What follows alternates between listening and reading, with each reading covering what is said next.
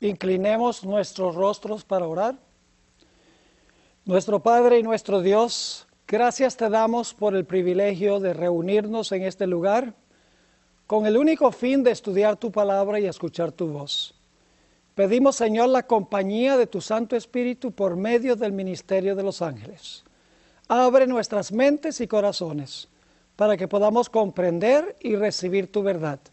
Te lo pedimos en el nombre precioso de tu Hijo, Cristo Jesús.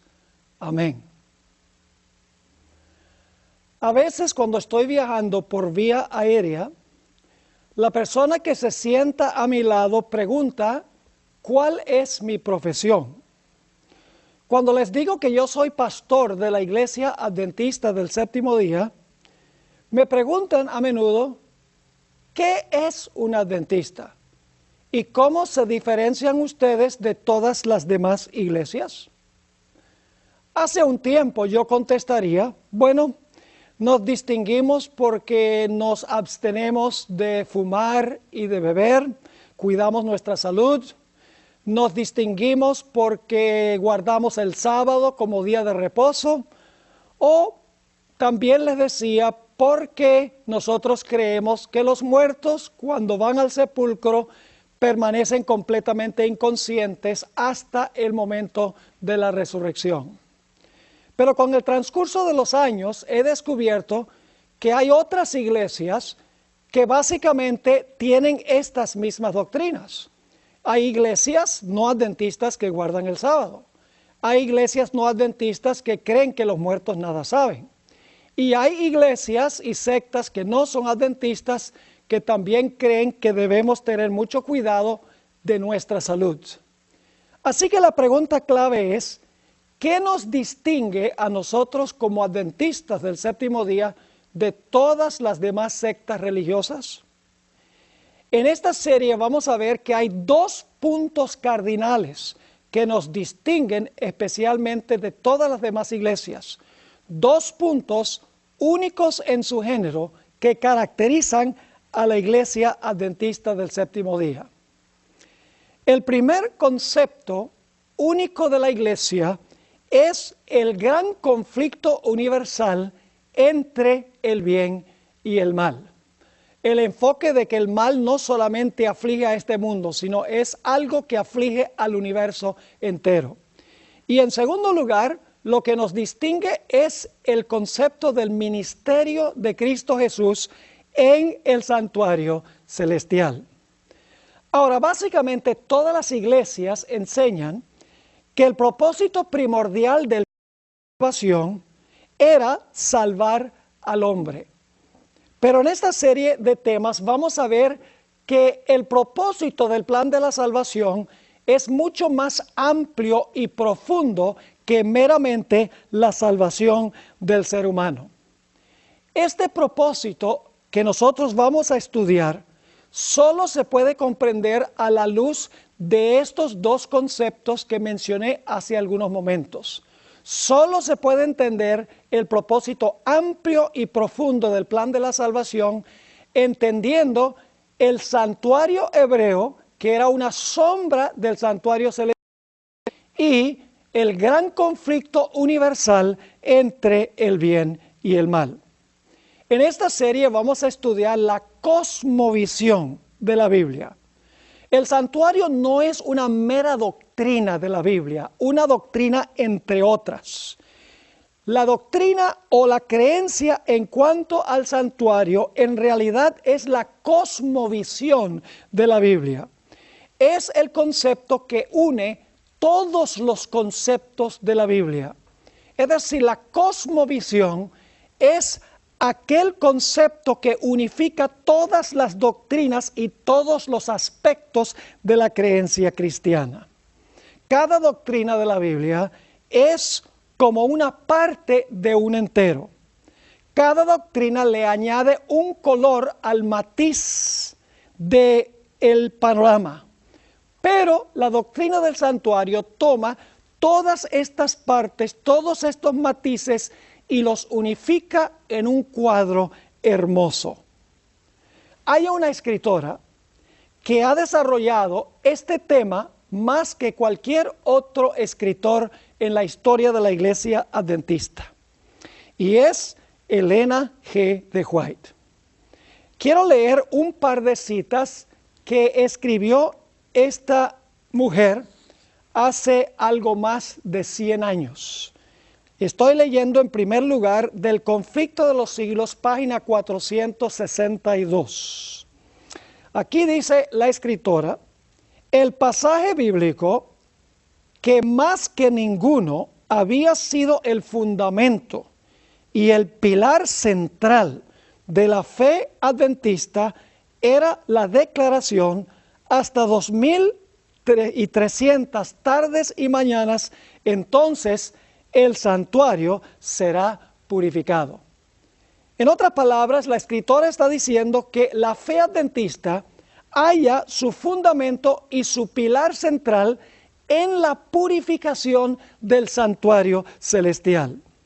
En otra cita, que se encuentra en la carta número 208 del año 1906, la escritora dice lo siguiente: la comprensión correcta de la ministración en el santuario celestial es el fundamento de nuestra fe. Noten la terminología que usa la escritora para referirse al santuario. Dice que es el fundamento de nuestra fe. Y mencionó también que era el pilar central que sostiene toda la teología de la Iglesia Adventista o la cosmovisión bíblica.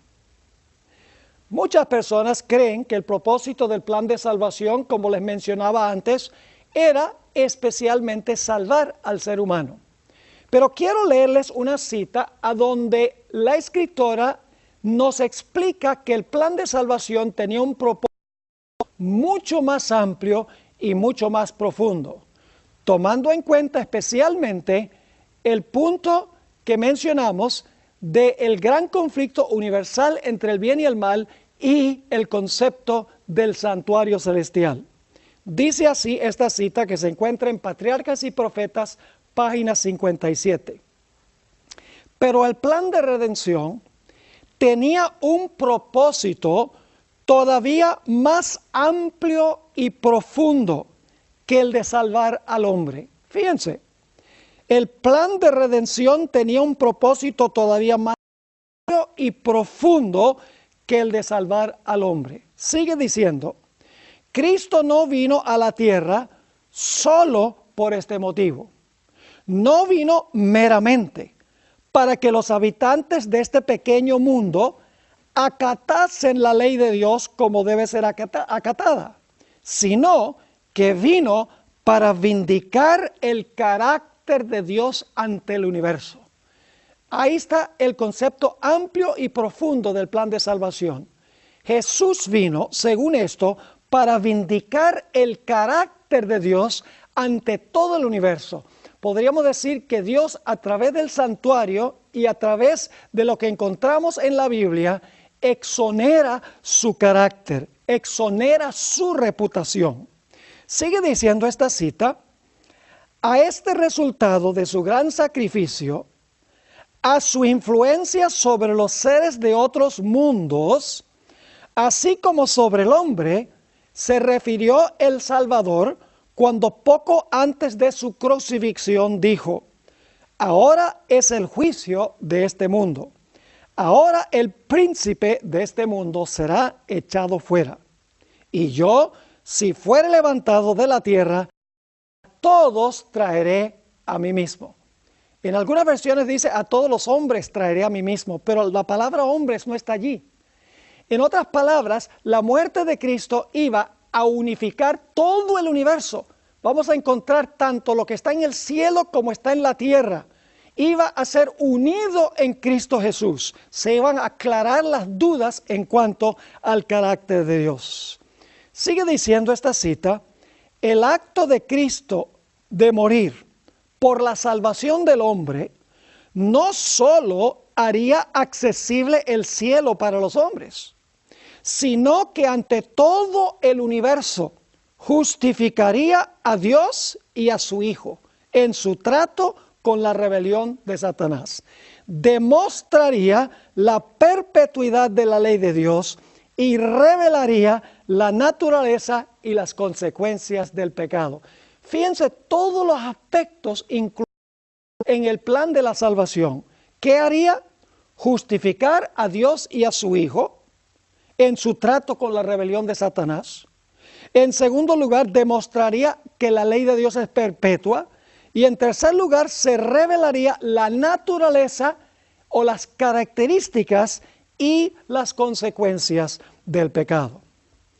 Mis queridos amigos, el conflicto en el cual estamos involucrados es un conflicto cósmico, es un conflicto universal. No está relacionado este conflicto solo con este mundo, sino que está incluido todo el universo de Dios. El conflicto no comenzó en la tierra, el conflicto comenzó en el cielo.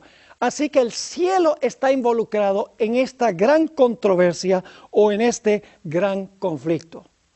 Un concepto limitado del problema del mal nos llevará a un concepto limitado de la solución del problema. El plan de la salvación tiene como propósito vacunar al universo contra la posibilidad de que haya jamás otra rebelión. Es decir, al permitir Dios todo lo que ha ocurrido en estos 6,000 años de pecado, Dios está garantizando la seguridad eterna del universo, de tal manera que no haya una posibilidad de otra rebelión. Dios no implementa soluciones apresuradas que tapan provisionalmente el problema del pecado. Dios se toma su tiempo. De manera que cuando termine el problema del mal, no quedarán cabos sin atar. Es decir, el propósito del plan de salvación, en un sentido más amplio y profundo, es revelarle a todo el universo cómo es Dios y en contraste con de tal manera que todo el universo vea que Dios es justo y amoroso y que Satanás es exactamente lo contrario. El problema del pecado no se originó aquí en la tierra, sino que se originó en el cielo, en la misma presencia de Dios. La Biblia nos dice que este conflicto celestial comenzó en el cielo con los seres celestiales.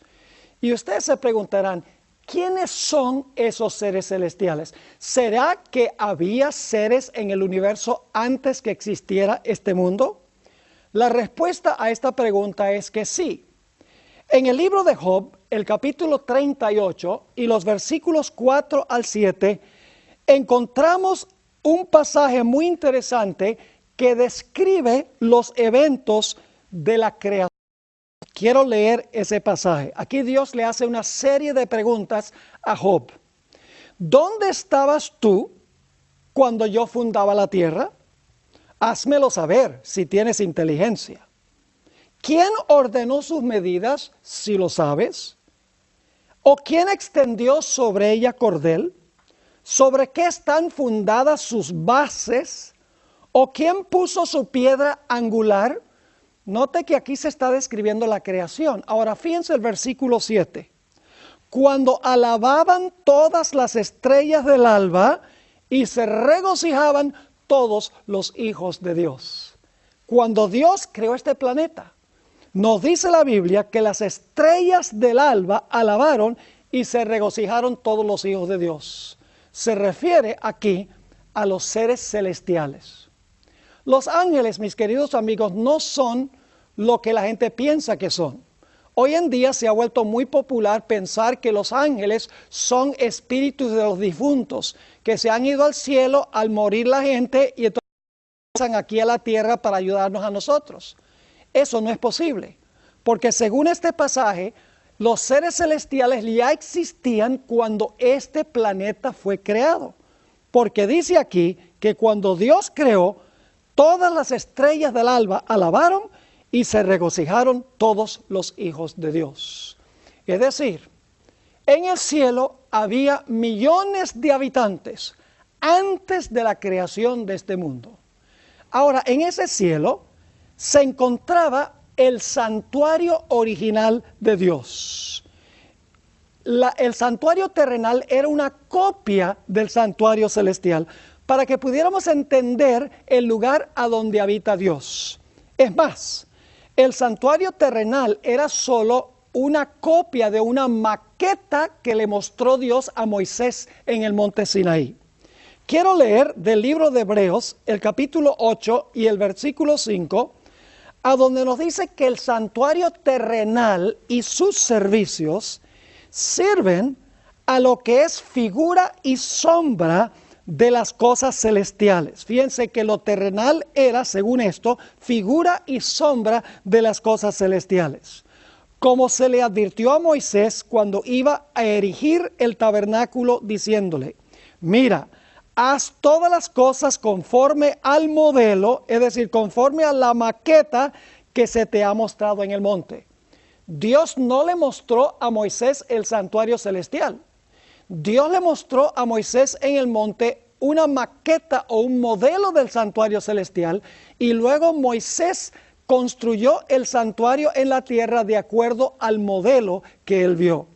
Pero el propósito del modelo era enseñar grandes lecciones en cuanto al santuario celestial, porque el terrenal era una copia del celestial, en miniatura. Ahora, en ese santuario, el santuario terrenal, que era una copia del santuario celestial, había un mueble que se conoce como el Arca del Pacto.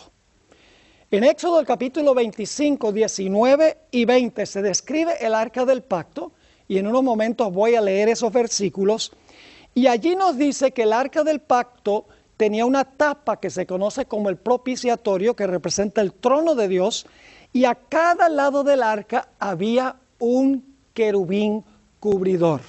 Leo ahora de 5, 19 y 20. Dios está instruyendo a Moisés: harás también 2 querubines de oro, a martillo. Los harás en los 2 extremos del propiciatorio. El propiciatorio es la tapa donde llegaba la Shekinah, la gloria de Dios, representando el trono de Dios. Versículo 19. Harás pues un querubín en un extremo y un querubín en el otro extremo. De una pieza con el propiciatorio harás los querubines en sus 2 extremos. Ahora escuchen la parte clave. Y los querubines extenderán por encima las alas, es decir, por encima del arca del propiciatorio, iban a extender sus alas, cubriendo con sus alas el propiciatorio, el uno enfrente del otro, mirando al propiciatorio los rostros de los querubines. Es decir, en el santuario terrenal había un arca con una tapa, el propiciatorio, ahí se manifestaba la gloriosa presencia de Dios, y en cada lado había un querubín que con sus alas cubría el propiciatorio. Ahora, ¿qué representaba esto? Esto representaba en miniatura el trono sublime de Dios en los cielos. Un trono que también tiene 2 querubines, uno a cada lado del arca celestial. Ahora quiero que notemos que uno de esos querubines que se encontraba en el santuario celestial se llamaba Lucifer. La palabra Lucifer significa portador de luz. Fue creado sin una sola mancha de pecado. Estaba en uno de los lados del arca, lo más cerca posible del trono de Dios. Era uno de los que cubría con sus alas la gloriosa presencia de Dios. Pero llegó un momento en que este personaje, Lucifer, acabado en hermosura, perfecto en todos sus caminos desde el momento de su creación, se llenó de celos en contra de Jesús, quien se sienta a la diestra de Dios. Quiero leerles una cita que encontramos en Primeros Escritos, página 104, a donde se hablan de estos celos que tuvo Lucifer en contra de Cristo Jesús. Dice allí: Satanás fue una vez un ángel a quien se honraba en el cielo, el que seguía en orden a Cristo. Su semblante como el de otros ángeles, era benigno y denotaba felicidad. Su frente, alta y espaciosa, indicaba poderosa inteligencia. Su figura era perfecta y su porte noble y majestuoso. Así que primeramente se describe lo positivo en cuanto a este personaje, pero luego sigue diciendo la cita: pero cuando Dios dijo a su Hijo, es decir, cuando el Padre dijo al Hijo, hagamos al hombre a nuestra imagen, Satanás sintió celos de Jesús.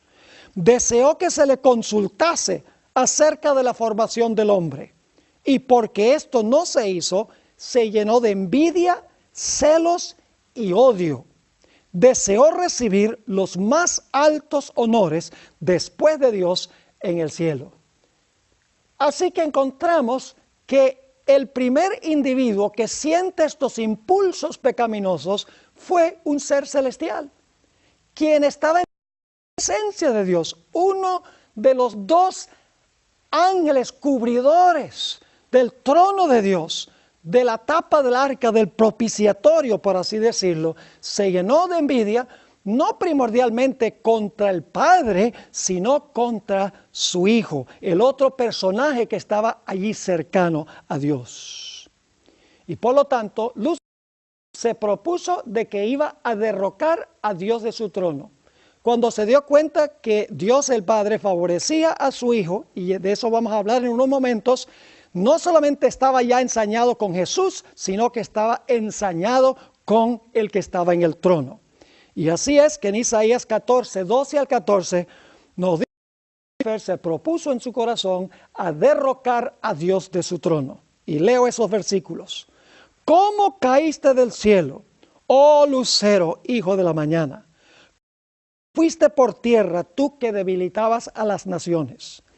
Tú que decías en tu corazón, subiré al cielo, en lo alto, junto a las estrellas de Dios ensalzaré mi solio, o levantaré mi trono, como dicen otras versiones. Y en el monte del testimonio me sentaré a los lados del norte. Sobre las alturas de las nubes subiré y seré semejante al Altísimo. Fíjense qué interesante. Dice, yo voy a ascender a los lados del norte donde está el trono de Dios. Y allí voy a levantar mi trono y seré semejante al Altísimo. Pero Lucifer, quien estaba lleno de envidia contra Jesús y también contra su Padre, porque el Padre consultaba a Jesús y no a él, no podía lograr lo que él quería meramente él solo. Y por lo tanto decidió que era necesario ganar simpatizantes y ganar seguidores que lo ayudaran en su rebelión. Para esto, él tuvo que decir mentiras, porque al fin y al cabo, los seres celestiales sabían que es bueno, que Dios es justo, que Dios es amoroso y que su gobierno es perfecto. Los habitantes celestiales sabían eso. Habían existido quién sabe por cuánto tiempo, pero habían visto cómo Dios gobernaba el universo. Para poder ganar simpatizantes, Lucifer tenía que mentir en cuanto a Dios. Tenía que hacer quedar mal y su gobierno y su carácter. Por eso nos dice en Juan 8 y el versículo 44, Jesús estaba hablando con los judíos de su época: vosotros sois de vuestro padre el diablo, y los deseos de vuestro padre queréis hacer. Él ha sido homicida desde el principio y no ha permanecido en la verdad, porque no hay verdad en él. Cuando habla, noten, cuando habla mentira, de suyo habla, porque es mentiroso y padre de mentira. Es decir, Satanás es un mentiroso desde el principio. Mintió en cuanto al gobierno de Dios, mintió en cuanto al carácter de Dios. Ahora, hay un versículo muy interesante que encontramos en Ezequiel 28, 16, y si ustedes leen a Ezequiel 28, ustedes van a encontrar que allí está hablando de este mismo personaje llamado Lucifer, cómo fue creado perfecto, pero cómo se llenó de pecado por su propia elección. En Ezequiel 28:16, note lo que se dice en cuanto a este personaje que se llama Lucifer. Hay una palabrita muy interesante aquí que tenemos que explicar. Dice, a causa de la multitud de tus contrataciones, fuiste lleno de iniquidad y pecaste, por lo que yo te eché del monte de Dios y te arrojé de entre las piedras del fuego, oh querubín protector. Fíjense otra vez que se le llama querubín protector o querubín cubridor. ¿Qué significa la multitud de las contrataciones que tenía este personaje Lucifer? Bueno, por mucho tiempo me preguntaba en qué sentido es que Lucifer tenía una multitud de contrataciones. ¿Qué significaba eso? Y luego busqué la raíz de esta palabra en otros sitios de la Biblia. Y descubrí 2 versículos que usan la misma raíz de esta palabra que nos ayudan a entender cuál era la contratación que Lucifer estaba empleando. En Ezequiel 22 y el versículo 9 tenemos el primer versículo que explica cuáles eran las contrataciones. La palabra contrataciones significa que Lucifer estaba tratando de hacer un contrato, estaba tratando de venderle algo a los ángeles. Y la pregunta clave es, ¿qué es lo que le estaba tratando de vender? Saben que en inglés, cuando una persona dice algo que no creemos mucho, decimos, I don't buy that. Es decir, yo no compro eso. Porque la persona está tratando de vender mentiras. Ahora, quiero que noten Ezequiel 22 y el versículo 9, cómo se usa la raíz de esta palabra. Dice, hablando Dios en cuanto a Tiro, calumniadores. Esa palabra calumniadores es la misma raíz que la palabra contrataciones. Calumniadores hubo en ti para derramar sangre, y sobre los montes comieron en ti, hicieron en medio de ti perversidades. La raíz de esa palabra entonces significa calumniadores. Hay otro versículo a donde se usa la misma raíz, Levítico 19 y el versículo 16, a donde Dios le advierte a su pueblo a no hablar del prójimo. Dice ahí en Levítico 19 y el versículo 16, no andarás chismeando. Esa es la misma raíz de la palabra contrataciones. No andarás chismeando entre tu pueblo. No atentarás contra la vida de tu prójimo, yo Jehová. Es decir, Lucifer, sus contrataciones fueron calumniar a Dios y hablar o chismear en cuanto a Dios. Decir que Dios era injusto, que Dios no era amoroso, que Dios hacía acepción de personas. En unos momentos vamos a examinar todas las acusaciones de Satanás en contra de Dios. Una de las grandes acusaciones de Lucifer en contra de Dios tenía que ver con la ley de Dios. Lucifer decía que la ley de Dios era despótica, que Dios procuraba imponer su ley por la fuerza y que esto le quitaba libertad a los seres celestiales. Encontramos en 1 de Juan el capítulo 3 y el versículo 4 y luego voy a leer el versículo 8 para que ustedes vean que la ley de Dios estuvo involucrada en el conflicto original en el cielo. Dice en 1 de Juan 3, 4, definiendo el pecado, todo aquel que comete pecado infringe también la ley, pues el pecado es infracción de la ley. Dice en Ezequiel que Lucifer pecó. Dice que el pecado es infracción o es transgresión de la ley. Ahora, quiero que noten que Satanás o Lucifer hizo esto desde el principio. La ley de Dios no comienza en el monte Sinaí, cuando Dios le habló la ley a Israel y la escribió en tablas de piedra. Ahí no comienza, ya existía en el cielo. Sigue diciendo el versículo, el que practica el pecado es del diablo, porque el diablo peca desde el principio. Podríamos decir que el diablo transgrede la ley de Dios, es decir, viola o pisotea la ley de Dios, no desde el monte Sinaí, sino desde el principio. Para esto apareció el Hijo de Dios, para deshacer las obras del diablo. Ahora, ¿cuáles eran los argumentos de Satanás en contra de Dios? Examinemos algunos. Argumento número 1. Dios hace acepción de personas. Dios tiene favoritos, porque Él consultó a su Hijo Jesús cuando iba a crear este mundo y no consultó a Lucifer ni consultó a ninguno de los ángeles. Dios, según decía Lucifer, tiene favoritos. Dios hace acepción de personas. Le da privilegios a su Hijo que no le da a los demás. El segundo argumento es que Dios guarda secretos que todos en realidad tenemos derecho a conocer. ¿Por qué es que solo el Hijo podía participar de los profundos consejos de Dios? ¿Por qué no podíamos nosotros? Decía Lucifer. Dios tiene secretos que Él no quiere que nosotros conozcamos. El tercer argumento fue que la ley de Dios es restrictiva y nos quita la libertad, le decía Lucifer a los seres celestiales. Quiero leerles un par de citas.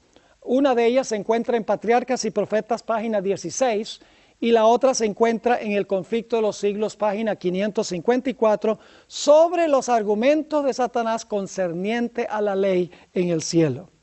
Dice allí en Patriarcas y Profetas: principió por insinuar dudas acerca de las leyes que gobernaban a los seres celestiales, sugiriendo que aunque las fuesen necesarias para los habitantes de otros mundos, los ángeles, siendo más elevados, no necesitaban semejantes restricciones, porque su propia sabiduría bastaba para guiarlos. Fíjense qué interesante. Empezó a criticar las leyes que gobernaban a los seres celestiales, que las leyes podían ser necesarias para los habitantes de los mundos porque ellos no eran tan exaltados como los ángeles, pero que los ángeles, siendo más elevados, no necesitaban estas restricciones, que su propia sabiduría siempre los llevaría a hacer el bien. Sigue la cita. Los ángeles no eran seres que pudieran acarrear deshonra a Dios. Todos sus pensamientos eran santos, y errar para los ángeles era tan imposible como para el mismo Dios. La exaltación del Hijo de Dios como igual al Padre fue presentada como una injusticia cometida contra Lucifer. Ya comentamos sobre eso. Quien, según se alegaba, tenía también derecho a recibir reverencia y honra. Si este príncipe de los ángeles pudiese alcanzar su verdadera y elevada posición, ello redundaría en grandes beneficios para toda la hueste celestial, pues era su objeto asegurar la libertad de todos. ¿Qué estaba prometiendo Lucifer? Libertad de la ley de Dios. Estaba procurando deshacerse de la ley de Dios, diciendo que cada ser celestial podía a sí mismo. En El Conflicto de los Siglos, página 554, encontramos otra cita que describe los argumentos de Satanás en el cielo en cuanto a la ley. Escribe así Elena White: reiteró Lucifer su aserto de que los ángeles no necesitaban sujeción, sino que debía dejárseles seguir su propia voluntad, que los dirigiría siempre al bien. Denunció los estatutos divinos como una restricción de su libertad y declaró que el objeto que él perseguía era asegurar la abolición de la ley, para que libres de esta taba, las huestes del cielo pudiesen alcanzar un grado de existencia más elevado. Imagínense ustedes, decía que la ley de Dios restringía la libertad de los seres celestiales, que él quería abolir la ley de Dios para que los ángeles pudieran alcanzar un grado más elevado de existencia. Hoy en día, mis queridos amigos, estamos escuchando comentarios semejantes y desde púlpitos cristianos. Así que los argumentos de Lucifer, resumiendo: Dios hace acepción de personas. En segundo lugar, Dios guarda secretos, es decir, guarda en su mente cosas que no está dispuesto de compartir con otros. En tercer lugar, la ley de Dios quita la libertad y es mi intención abolir la ley, decía Lucifer. Pero había otros argumentos. Lucifer decía, Dios es egoísta, solo quiere que todos hagan lo que Él dice, que todo el mundo le sirva, pero Dios no quiere levantar ni un solo dedito para servir.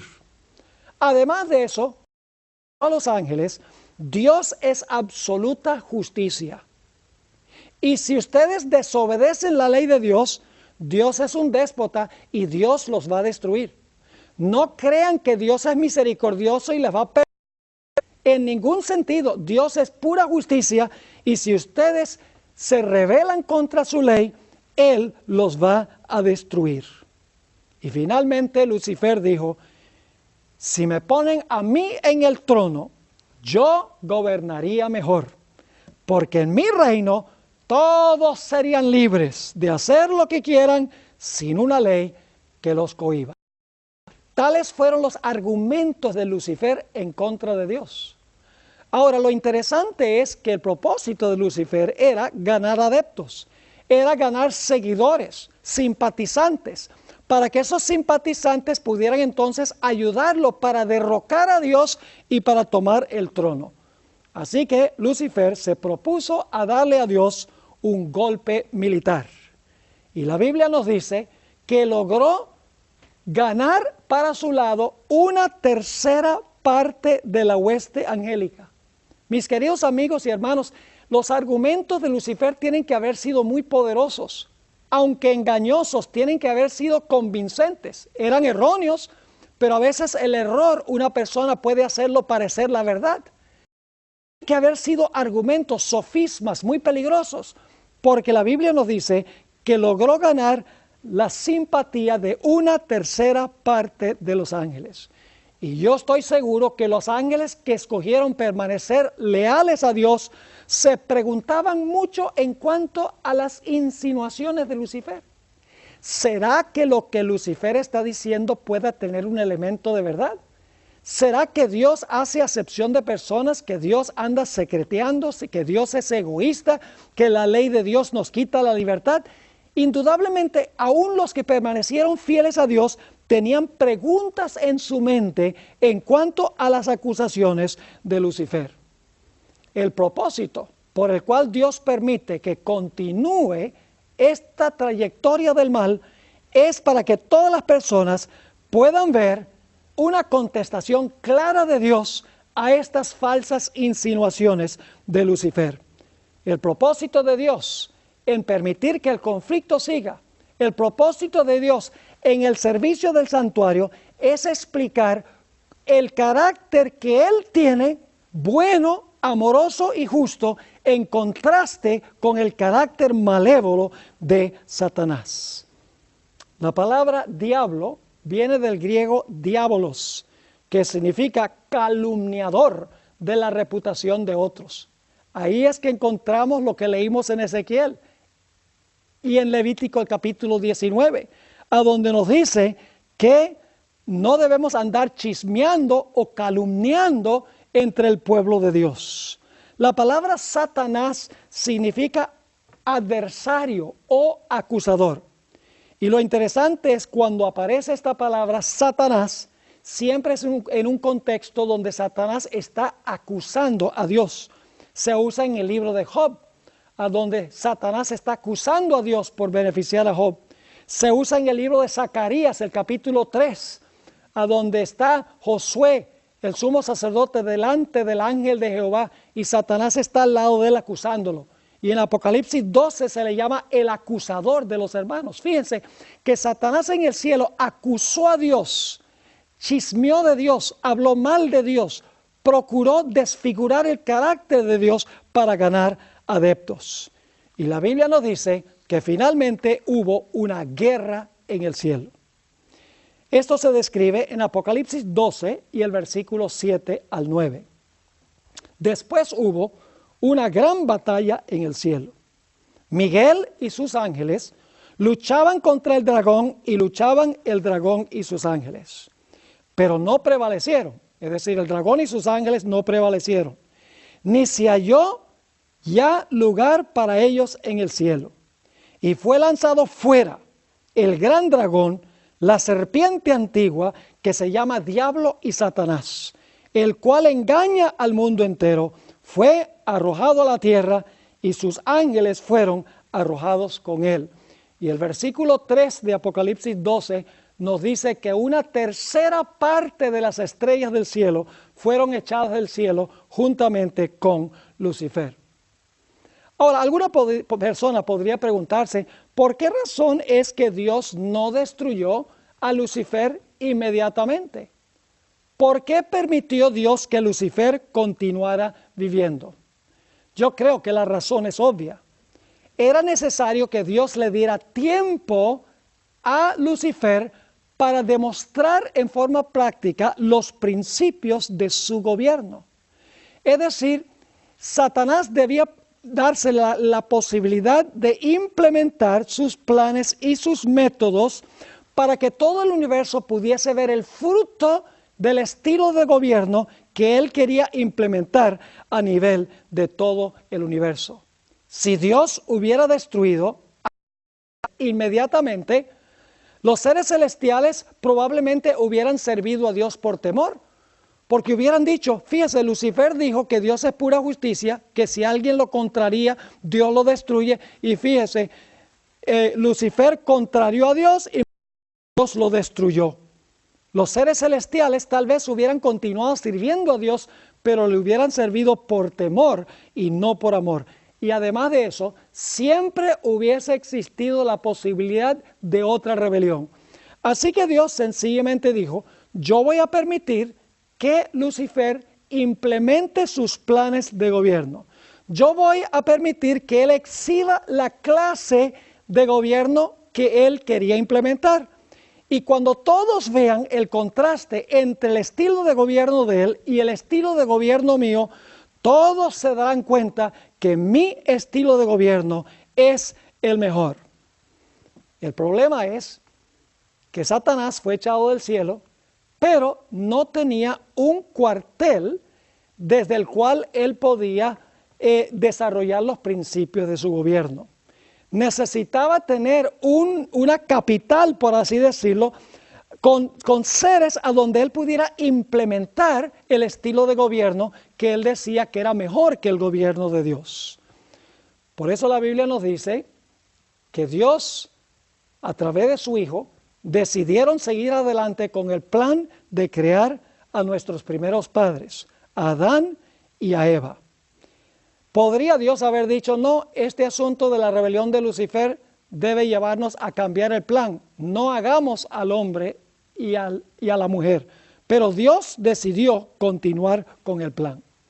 Cuando Dios creó a Adán y Eva, Satanás se saboreó y dijo, si yo puedo lograr vencer a Adán y a Eva, pero especialmente a Adán como padre y representante de la raza humana, entonces yo puedo sentarme en el trono del mundo porque ahora Adán será mi siervo por haberme aceptado a mí como su Señor, y yo voy a tener un cuartel de operaciones desde el cual llevar adelante mi plan de gobierno en contra del gobierno de Dios.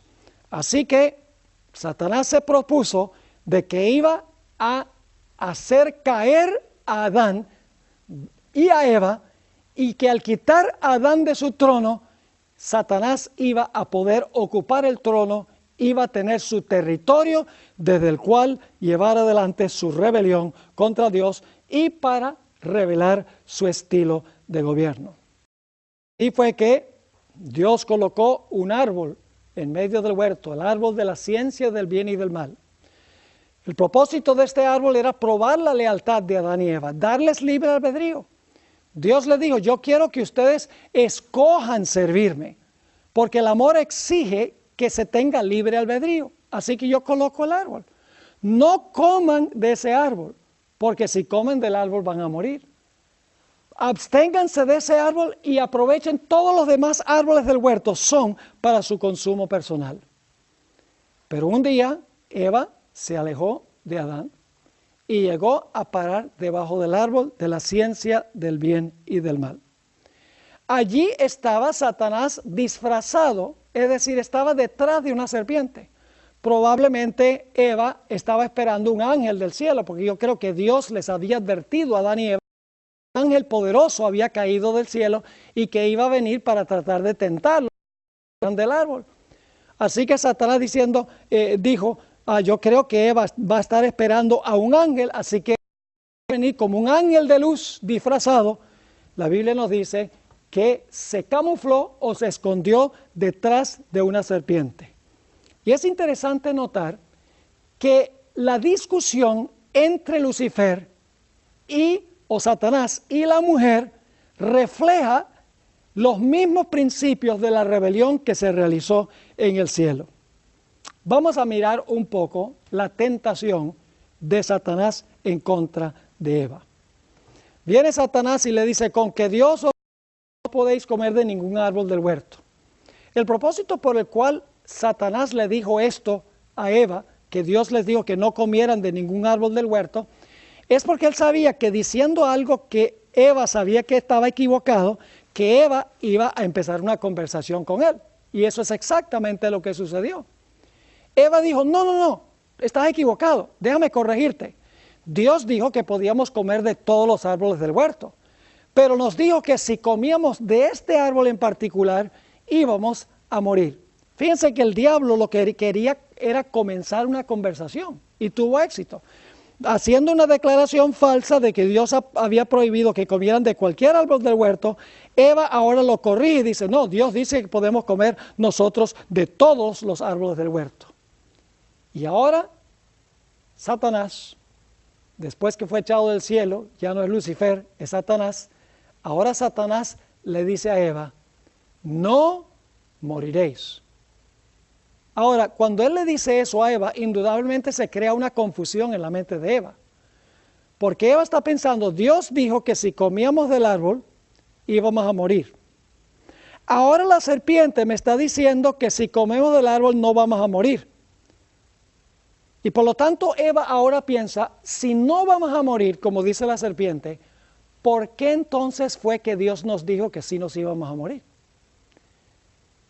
Es decir, el diablo le plantó a Eva una pregunta y vamos a encontrar que enseguida le tenía la respuesta. La pregunta que le sembró a Eva es, ¿por qué si no vamos a morir, nos dijo Dios que sí íbamos a morir? Él sabe que Eva tiene esa confusión ahora y quiere saber por qué Dios dijo que iban a morir si en verdad no iban a morir. Y entonces Satanás le contesta la pregunta que le sembró y le dice, ¿quieres saber por qué Dios dijo que no van a morir? Que van a morir si comen del árbol. ¿Y por qué yo les digo que no van a morir? Mire, Dios sabe que el día que ustedes coman de este árbol, los ojos de ustedes se van a abrir. Es decir, Dios quiere que ustedes estén ciegos. Dios les está escondiendo una gran realidad. Dios sabe que el día que ustedes coman de este árbol, ustedes no van a morir, sino que ustedes van a ser como Dios. Fíjese que Lucifer había dicho en el cielo, seré semejante al Altísimo. Ahora le dice a Eva, ustedes van a ser como Dios. Y fíjense, no solamente dice, van a ser como Dios, sino que dice, van a ser como Dios en un sentido muy especial, sabiendo el bien y el mal. Es decir, ustedes no tienen que depender de Dios para saber qué es bueno y qué es malo. No necesitan a un Dios que les diga comer de este árbol es malo y comer de todos los árboles es bueno. Ustedes mismos pueden saber eso. Lo que pasa es que Dios en algún momento comió del fruto de este árbol y cuando comió del fruto llegó a ser Dios. Y cuando vio todos los poderes que le dio el comer del fruto, Él no quería otros que fueran como Él por ahí, que fueran rivales o competencia. Y por lo tanto, de ese momento Dios le dijo, van a morir. Pero en realidad Dios sabía más bien que en vez de morir, iba a haber gente como Él. Así que Satanás le dio a Eva estos sofismas, estas falsedades. Y la Sagrada Escritura nos dice que Eva comió del árbol engañada por Satanás y luego le dio a su marido y Adán comió. Y entonces entró el virus o la infección del pecado al planeta Tierra. Ahora Satanás le quitó el trono a Adán, quitó el territorio a Adán. Y ahora Satanás tenía un planeta sobre el cual él reclamaba ser rey para desarrollar los principios de su gobierno. Ahora es interesante notar que todo el universo está observando lo que está sucediendo en este planeta. Está observando los principios del gobierno de Satanás y está mirando los principios del gobierno de Dios. Están viendo el contraste entre dos estilos de gobierno. Y cuando termine el mal, todo el universo estará de acuerdo de que el gobierno de Dios es bueno, amoroso y justo, y que el gobierno de Satanás es lo contrario. Nunca el universo hubiera sabido esto si Dios hubiera destruido a Lucifer enseguida. Si Dios no hubiera permitido que el pecado continuara madurando y produciendo su fruto, siempre habrían existido dudas y preguntas en las mentes de los seres celestiales. El propósito de Dios en permitir que el mal madure es para que todo el universo pueda ver el contraste entre el carácter de Dios y el carácter de Satanás, y finalmente todos confiesen que Dios es bueno y justo y amoroso, y Satanás es malo, injusto y falto de amor. El universo está observando el estilo de gobierno de Dios y de Satanás. Y Dios quiere que todo el universo vea el contraste entre los dos sistemas. Quiero leer en los pocos que quedan algunos versículos que indican que el cielo está involucrado en este conflicto y está observando lo que está sucediendo. 1 Corintios, el capítulo 4 y el versículo 9 es muy interesante. Estoy leyendo ahora de la Nueva Versión Internacional, donde dice lo siguiente: porque según pienso, Dios nos ha exhibido a nosotros los apóstoles al final de la procesión como a sentenciados a muerte, pues hemos llegado a ser espectáculo. La palabra espectáculo en el griego es theatron, es decir, teatro. Lo que se está viendo es una película. Ahora, ¿quiénes están viendo esta película? Dice aquí que los apóstoles han llegado a ser una película o han llegado a ser un teatro. ¿Un teatro a quiénes? Seguimos leyendo. Porque según pienso, Dios nos ha exhibido a nosotros los apóstoles al final de la procesión como a sentenciados a muerte, pues hemos llegado a ser un espectáculo, es decir, un teatro al mundo, a los ángeles y a los hombres. Otra versión es más clara, dice: hemos sido hechos espectáculo al universo entero, a los ángeles, al igual que los hombres. Dios tiene no solamente que reconciliar consigo las cosas en la tierra, tiene que reconciliar consigo las cosas en el cielo. En Colosenses 1, 19 y 20 nos dice: por cuanto agradó al Padre que en Él, es decir, en Jesús, habitase toda plenitud, y por medio de Él, por medio de Jesús, reconciliar consigo todas las cosas. Ahora fíjense, así las que están en la tierra como las que están en los cielos, haciendo la paz mediante la sangre de su cruz. Fíjense, dice aquí que Dios está no solamente reconciliando consigo las cosas de la tierra, sino también las cosas que están en los cielos. El cielo está muy cercanamente vinculado con la tierra. En Lucas 15 y el versículo 10, dice el Señor Jesucristo: así os digo que hay gozo delante de los ángeles de Dios por un pecador que se arrepiente. Un evento terrenal que tiene repercusiones celestiales. Los ángeles están mirando y se gozan cuando un pecador se arrepiente. Dios va a confesar los nombres de los seres humanos fieles delante de los ángeles. Dice en Lucas el capítulo 12 y el versículo 8, está hablando Jesús: os digo que el que me confesare delante de los hombres, también el Hijo del Hombre le confesará delante de los ángeles de Dios. Es decir, los ángeles de Dios van a ver los casos de los seres humanos, cómo Dios trató con el caso de cada persona. ¿Y qué pasa cuando una persona en realidad negó a Jesús? Dice el versículo 9, mas el que me negare delante de los hombres será negado delante de los ángeles de Dios. Los ángeles están presenciando lo que está sucediendo. Dios le va a mostrar a los ángeles el caso de cada ser humano, los que se salvan y los que se pierden. Y todo el cielo va a estar acorde que Dios decidió correctamente en cada caso. No van a quedar cabos sin atar.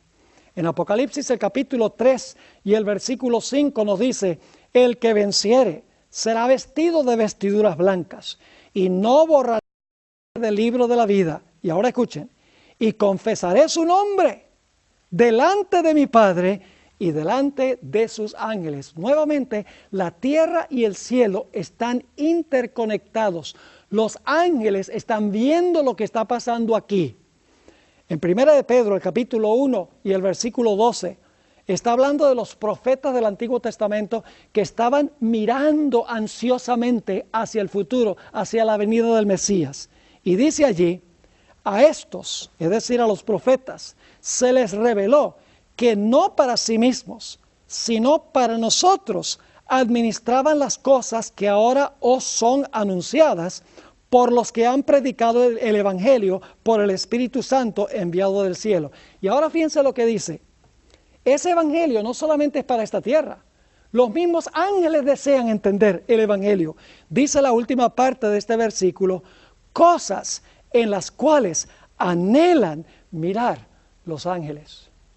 Es decir, mis queridos amigos, el gran conflicto entre el bien y el mal no tiene que ver solo con este mundo. Dios tiene que resolver un problema cósmico universal. Tiene que resolver un problema que comenzó en el cielo. Tiene que responder a todas las dudas que tienen los seres celestiales. Toda esa cizaña que sembró Lucifer en las mentes, todo eso tiene que aclararse. Tiene que mostrarse el contraste entre estos dos estilos de gobierno. ¿Y saben lo que es interesante? Dios resuelve este problema, Dios revela su carácter y el contraste del carácter de Satanás por medio del santuario hebreo, que era una sombra del santuario celestial.